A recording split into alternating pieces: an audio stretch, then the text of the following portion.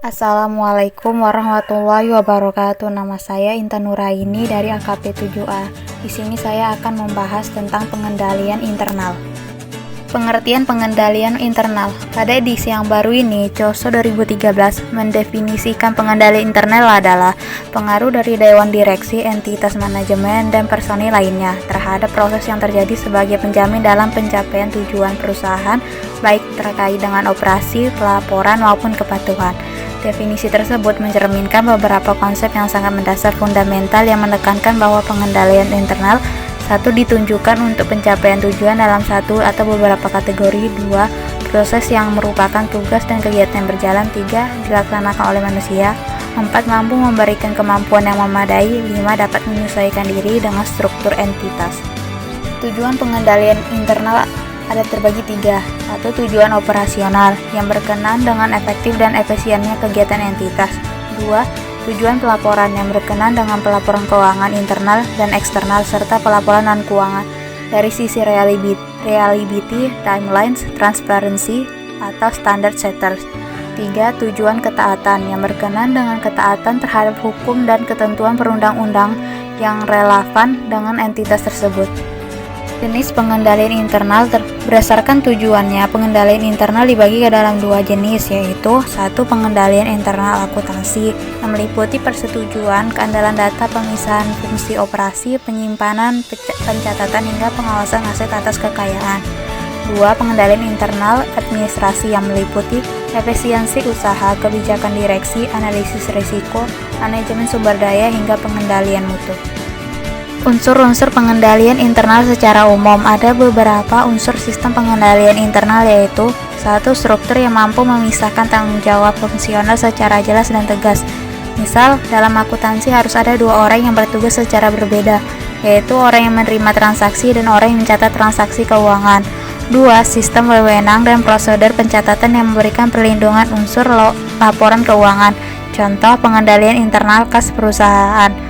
3. Melaksanakan tugas dan fungsi unit secara sehat, misalnya memberikan hak cuti dan adanya aktivitas audit administrasi. 4. Mutu karyawan yang mampu mengembang tanggung jawabnya, misalnya menciptakan tata kelola karyawan yang baik, mulai dari seleksi hingga pengembangan karyawan. Komponen pengendalian internal. Komponen pengendalian internal terbagi 5. Control environment, risk assessment, control activities, information and communication, monitoring activities. 1. Lingkungan pengendalian. Lingkungan pengendalian adalah seluruh aspek yang membentuk perilaku, struktur, standar, dan pedoman yang menjalankan operasional perusahaan. Ada 3 hal yang mempengaruhi lingkungan pengendalian internal, yaitu filosofi dan gaya operasional manajemen, integritas dan nilai kode etik perusahaan, komitmen pada kompetensi, struktur organisasi, praktik administrasi dan personalia, kebijakan operasional. 2. Penilaian risiko. Setiap aktivitas memiliki risiko termasuk aktivitas operasional maupun produksi perusahaan, baik risiko yang berkaitan dengan bisnis secara langsung maupun tidak. Perusahaan menilai risiko dengan melakukan manajemen risiko yang terdiri dari analisis, tindakan, dan evaluasi. Penilaian risiko juga berkaitan dengan proses pencapaian tujuan perusahaan. Dengan mengurangi risiko, perusahaan bisa lebih mudah mencapai tujuan yang diinginkan, mendapatkan keuntungan maksimal, dan mengurangi kerugian. Adapun risiko yang mungkin terjadi adalah risiko perubahan hukum, situasi politik dan ekonomi, internal fraud, ancaman pesaing, hingga anomali permintaan pasar. Ya, kegiatan pengendalian. Control activities adalah kebijakan dan prosedur membantu meyakinkan manajemen bahwa arahannya telah dijalankan. Control activities membantu meyakinkan bahwa tindakan yang diperlukan telah diambil dalam menghadapi risiko sehingga tujuan entitas dapat tercapai. Control activities terjadi pada seluruh organisasi, pada seluruh level dan seluruh fungsi.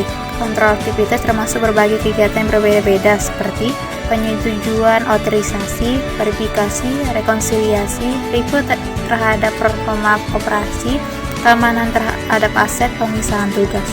4. Information and communication. Komponen informasi dan komunikasi juga tidak kalah pentingnya dengan elemen-elemen lain. Tanpa adanya informasi, segala proses pengendalian mulai dari pembentukan kebijakan, analisis risiko, hingga pengawasan mustahil bisa dilakukan.